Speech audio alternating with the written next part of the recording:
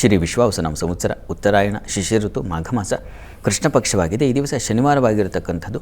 ದ್ವಾದಶಿ ತಿಥಿ, ಪೂರ್ವಾಷಾಢ ನಕ್ಷತ್ರ. ಈ ದಿವಸ ತ್ರಯೋದಶಿಯು ಬರುತ್ತೆ ರಾತ್ರಿ ಸಂಜೆಯ ನಂತರದಲ್ಲಿ. ಈಗಲೇ ಮಧ್ಯಾಹ್ನ ನಂತರವೇ ಬಂದುಬಿಡುತ್ತೆ. ಈ ಕಾರಣದಿಂದಾಗಿ ತ್ರಯೋದಶಿ ಕಾಲದಲ್ಲಿ ಅದು ಪ್ರದೋಷ ಆಚರಣೆ ಮಾಡ್ತಕ್ಕಂಥದ್ದು. 13ನೇ ದಿವಸ ಅಂತ, ಕೃಷ್ಣ ಪಕ್ಷದ 13. ಅದು ಎರಡೂ ಕಾಲದಲ್ಲಿದೆ, ಶುಕ್ಲ ಕೃಷ್ಣದಲ್ಲಿ. ಈ ದಿವಸ ಸಂಜೆ ವೇಳೆಗೆ ಬರುತ್ತಲ್ಲ, ಈ ಕಾರಣದಿಂದಾಗಿ ಆ ಕಾಲ ಬಂದಾಗ ವ್ರತದ ಆಚರಣೆ ಇರುತ್ತದೆ. ಹೀಗಾಗಿ ಈ ದಿವಸ ಶನಿವಾರ ಬಂದಿದೆ. ಶನಿ ಪ್ರದೋಷ, ಸೋಮ ಪ್ರದೋಷ, ಎರಡು ಪ್ರದೋಷಗಳು ಬಹಳ ಮುಖ್ಯವಾದದ್ದು ಅಂತ. ದೋಷಾಯ ಪ್ರಾರಂಭ ಪ್ರದೋಷ ಅಂತ. ದೋಷಾಯ ಅಂತಂದರೆ ಏನು ದೋಷ ಬರ್ತಕ್ಕಂಥದ್ದು ಅಂತ ಅರ್ಥ ಅಲ್ಲ. ದೋಷಾಯ ಅಂದರೆ ರಾತ್ರಿ ಆಗ್ತಕ್ಕಂಥದ್ದು. ಪ್ರದೋಷೋ ರಜನಿ ಮುಖಂ ಅಂತ ಇದೆ. ಗಣರಾತ್ರ್ಯಂ ನಿಶಾಬಹ್ವ್ಯ ಪ್ರದೋಷೋ.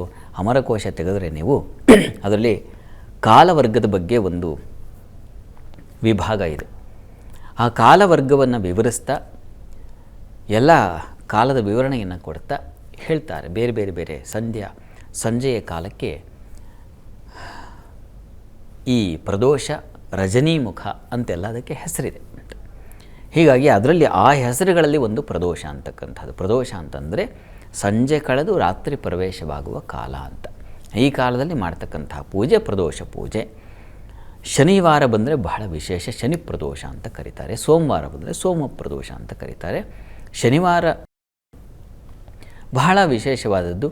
ಈಶ್ವರನ ಆರಾಧನೆಗೆ ಅಲ್ಲಿ ಕಳಶ ಸ್ಥಾಪನೆ ಮಾಡಿ, ಪಾರ್ವತಿ ಪರಮೇಶ್ವರರಿರುವರನ್ನೂ ಅಲ್ಲಿ ಸ್ಥಾಪನೆ ಮಾಡಿ ಕಲಶದ ಮೂಲಕ ಈ ಸಾಂಬ ಸದಾಶಿವ ಅಂತ ಅಂಬಾ ಸಹಿತ ಶಿವನನ್ನು ಅಲ್ಲಿ ಕಲಶದಲ್ಲಿ ಆವಾಹಿಸಿ ಷೋಡಶೋಪಚಾರ ಪೂಜೆಗಳನ್ನು ನೆರವೇರಿಸಿ 32 ದೀಪಗಳನ್ನು ಹಚ್ಚಿ ಮೌನ ವ್ರತ ಅಂತ ಬಹಳ ಇದಕ್ಕೆ ಮುಖ್ಯವಾದದ್ದು. ಮೌನವಾಗಿದ್ದುಕೊಂಡು ಪೂಜೆ ಅಂತಂದರೆ ಗಲಭೆ ಇರಬಾರ್ದು. ಪೂಜೆ ಆಡಂಬರ ಅಬ್ಬರದಿಂದ ಕೂಡಿರಬಾರ್ದು. ಶಿವಪೂಜೆಯಲ್ಲಿ ಶಾಂತತೆ, ಮೌನತೆ ಬಹಳ ಮುಖ್ಯ. ಮಾತಿಲ್ಲಿ ಮೈಲಿಗೆಯು ಅಂತಾರಲ್ಲ ಕುವೆಂಪು ಅವರು. ಮಾತು ಮೈಲಿಗೆ ಆಗಿರುತ್ತೆ ಅಲ್ಲಿ. ಬಟ್ಟೆ ಮೈಲಿಗೆ ಮಾಡಿಕೊಳ್ಳೋದಲ್ಲ, ಮಾತಾಡಬಾರ್ದು. ಆ ರೀತಿಯಲ್ಲಿ ಮಾತನಾಡದೆ ಪರಶಿವನ ಕಥನ, ಅವನ ನಾಮ ಶ್ರವಣ ಅಥವಾ ಮಂತ್ರ ಶ್ರವಣ, ಇವುಗಳಿಂದ ಆ ವಾತಾವರಣ ತುಂಬಿರಬೇಕು.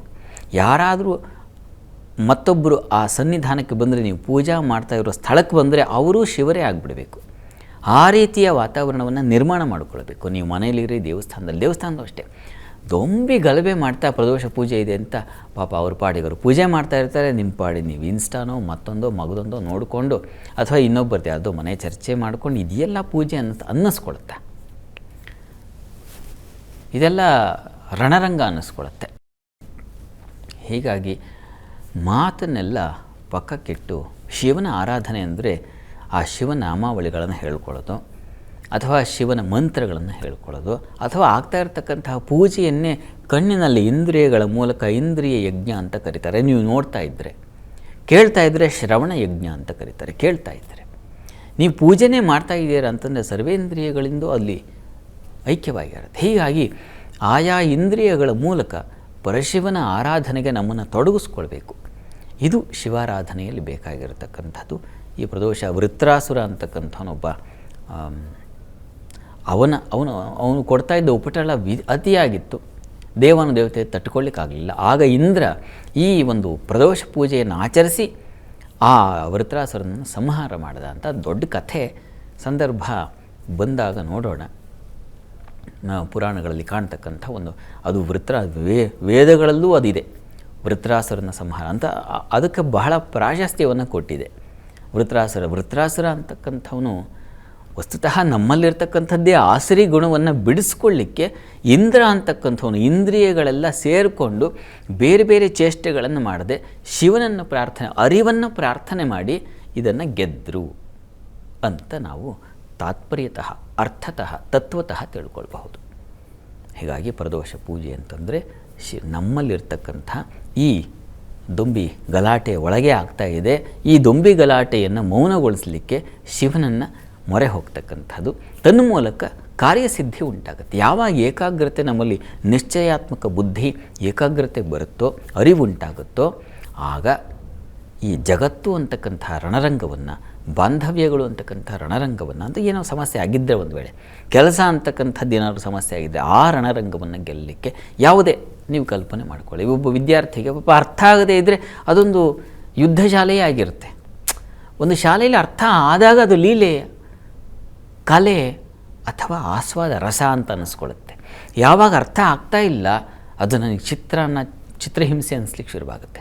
ಹೀಗಾಗಿ ಅದು ಅರ್ಥ ಆಗಬೇಕು, ನಮಗೆ ಮುಂಚೆ ಅರಿವಾಗಬೇಕು. ಹೀಗಾಗಿ ಈ ಎಲ್ಲ ಉದ್ದೇಶಗಳಿಂದ ಈಶ್ವರನ ಪೂಜೆಯನ್ನು ಈ ಪ್ರದೋಷ ಪೂಜೆಯಲ್ಲಿ ಮಾಡಬೇಕು.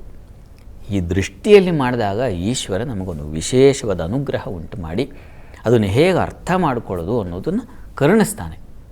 ತನ್ನ ಮೂಲಕ ಜಯ ಸಿಗುತ್ತೆ. ಇದು ಇದರ ಅಂತರಾರ್ಥ. ಪ್ರಯತ್ನ ಮಾಡಿ.